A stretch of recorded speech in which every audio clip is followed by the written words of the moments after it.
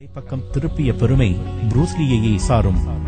வரலாற்றின் எந்த காலகட்டத்தையும் விட 70களில்தான் மிக அதிகமான இளையர்கள் தற்காப்பு கலை பள்ளிகளில் சேர்ந்து பயின்றனர் என்ற உண்மையே அதற்கு சான்று. தன் கனவை நனவாக்க அயராது பாடுபட்டவர் புரூஸ்லி.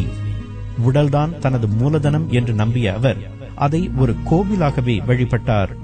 தினசரி ஓடுவது, எடை தூக்குவது என்று தனது உடலை வலுப்படுத்திக் கொண்டதோடு வைட்டமின்கள், ஜின்செங், ராயல் ஜெல்லி போன்றவற்றையும் உட்கொண்டு உடலை திடமாக வைத்துக் கொண்டார். சுவர் இருந்தால்தான் சித்திரம் என்ற சொற்றொடரை அவர் நன்கு புரிந்து கொண்டிருக்க வேண்டும். அகால மரணம் அவர் ஆயுளை குறைக்காமல் இருந்திருந்தால் சினிமாவிலும் தற்காப்பு கலையிலும் இன்னும் மிகப்பெரிய வெற்றிகளை குவித்திருப்பார் புரூஸ்லி. 33 ஆண்டுகளே வாழ்ந்தாலும் அர்த்தமுள்ள வாழ்க்கை வாழ்ந்திருக்கிறார் அவர். குண்டர் கும்பலில் இருந்தாலும் ஒழுங்காக படிக்காவிட்டாலும் தான் தேர்ந்தெடுத்த துறையில் அவர் செலுத்திய முழு கவனமும், காட்டிய ஆர்வமும், கொட்டிய உழைப்பும், சிந்திய வியர்வையும் தான் அவருக்கு அத்தனை சிறிய வயதிலேயே அந்த வானத்தை வசப்படுத்தின. நாம் எந்த துறையை தேர்ந்தெடுக்கிறோம் என்பது முக்கியமல்ல.